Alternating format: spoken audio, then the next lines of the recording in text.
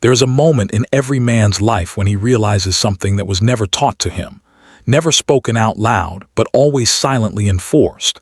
And it is this realization that changes the way he sees the world forever, because he begins to understand that his value in the eyes of society was never based on his heart, never based on his loyalty, never based on his sacrifices, but almost entirely based on what he could provide, what he could produce, and what he could earn. And this realization does not arrive gently. It arrives through experiences, through rejection, through invisibility, through watching how differently the world treats him when he has nothing versus when he has something. Because when a man has no money, he quickly learns that his opinions carry less weight, his presence carries less respect, and his existence carries less importance, and people may never say it directly, but they show it through their behavior, through their tone, through their indifference. Because society has quietly constructed a system where a man's worth is measured less by who he is and more by what he can extract from the world and redistribute back into it. And this system begins shaping him from the moment he is a boy, when he learns that his emotions are inconvenient, his fears are weaknesses, and his struggles are his responsibility alone. And unlike others who may receive empathy simply for existing, he learns that empathy is something he must earn. And the currency required to earn it is competence, achievement, and financial stability. And so he grows up believing that if he works hard enough, sacrifices enough, and endures enough, he will finally be seen, finally be valued, finally be respected. But what he does not realize is that the respect he receives is often conditional, fragile, and transactional, because it is tied not to his humanity but to his utility, and utility is something that can disappear overnight. And when it does, the respect disappears with it, and this is why so many men experience a silent terror that they cannot fully articulate, a fear not just of failure but of becoming invisible, because invisibility is the true punishment society imposes on men who cannot provide, and invisibility is not loud or dramatic. It is quiet, subtle, and devastating. It is when people stop asking how you are, when your presence stops influencing outcomes, when your voice stops mattering, and you realize that your existence no longer creates impact in the social structure around you. And this creates a psychological pressure that most men carry silently, because they understand that their survival in the social hierarchy depends on maintaining their usefulness. And usefulness in this context is often synonymous with financial success. And this is why money becomes more than just a tool. It becomes a shield, a translator, and a form of social permission. Because money has the power to transform how people interpret your personality, your flaws, and even your silence, because when a man has no money, his silence is seen as weakness. But when a man has money, his silence is seen as confidence. When he has no money, his boundaries are seen as arrogance. But when he has money, his boundaries are seen as self-respect. When he has no money, his struggles are seen as personal failures. But when he has money, his struggles are seen as part of his journey. And this reveals a disturbing truth about human perception, which is that people often do not evaluate men based on their intrinsic character, but based on external indicators of success.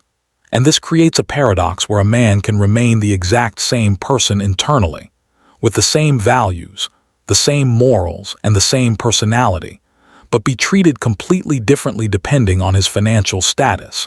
And this realization can either break him or awaken him, because once he sees it, he cannot unsee it, and he begins to understand that respect in many cases was never freely given. It was negotiated through proof of competence and dominance within the economic hierarchy.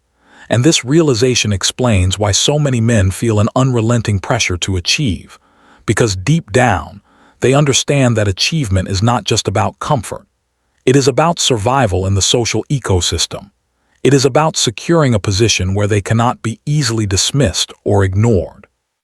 Because irrelevance is the greatest threat to a man's identity, and irrelevance often begins where financial instability begins.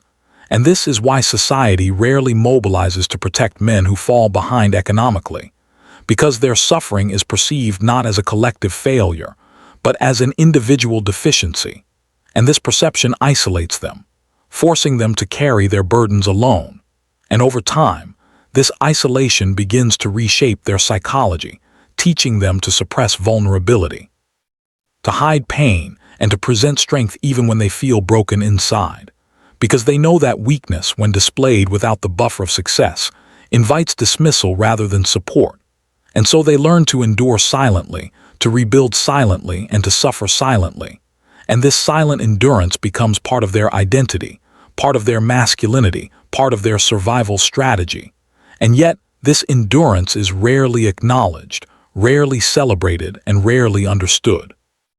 Because society often celebrates men only after they succeed, never while they struggle, and this creates a distorted narrative where success appears effortless in retrospect, erasing the years of invisibility, rejection, and loneliness that preceded it.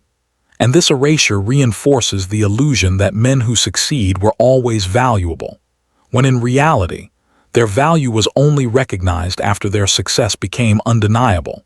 And this creates a dangerous psychological trap, because it teaches men to associate their self-worth entirely with their external achievements, and when those achievements are threatened, their entire sense of identity begins to collapse, leaving them feeling hollow, lost, and disconnected from themselves.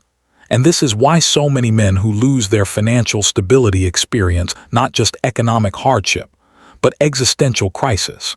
Because they are not just losing income, they are losing the primary mechanism through which society validated their existence. And without that validation, they are forced to confront a painful question that they were never prepared to answer, which is who they are without their utility. And this question can either destroy them or liberate them, because it forces them to rebuild their identity on foundations that are not dependent on external validation. And this rebuilding process is not easy, because it requires them to detach their sense of self from the approval of a system that only rewards them conditionally, and instead anchor their identity in internal standards, internal discipline, and internal respect. And this is where true power begins, because a man who understands that his worth is not granted by society but defined by himself becomes immune to the psychological manipulation of conditional respect. And this immunity allows him to move differently, think differently, and operate differently, because he no longer chases validation.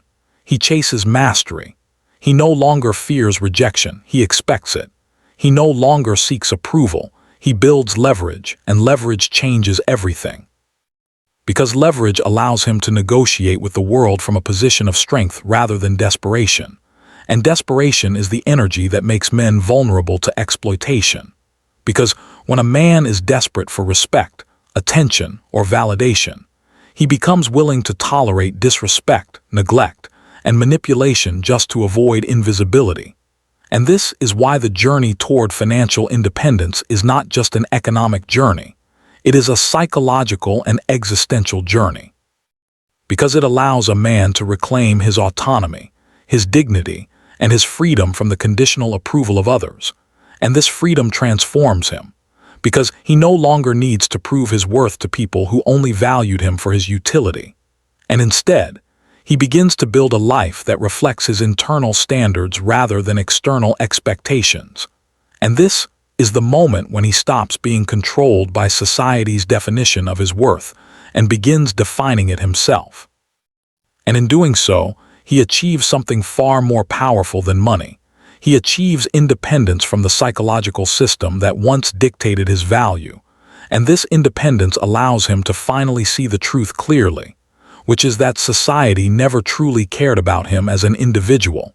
It cared about what he could contribute, and once he understands this, he stops seeking unconditional acceptance from a conditional world, and instead focuses on building himself into someone who cannot be ignored, not for validation, but for sovereignty, because the ultimate goal was never just money, it was freedom. And freedom is the only thing that transforms a man from being seen as almost worthless into being seen as undeniable, not because his humanity changed, but because his leverage did, and this realization is both painful and empowering. Because it forces him to accept the harsh reality of the world while also revealing the path to transcend it, and the path begins with a decision. the decision to stop waiting for society to recognize his worth and instead build a life that makes recognition inevitable. And once he makes that decision, everything begins to change, not immediately, not easily, but permanently, because he is no longer operating as someone seeking permission to exist. He is operating as someone who understands that his existence, his discipline, and his relentless pursuit of mastery are the only validation he will ever truly need.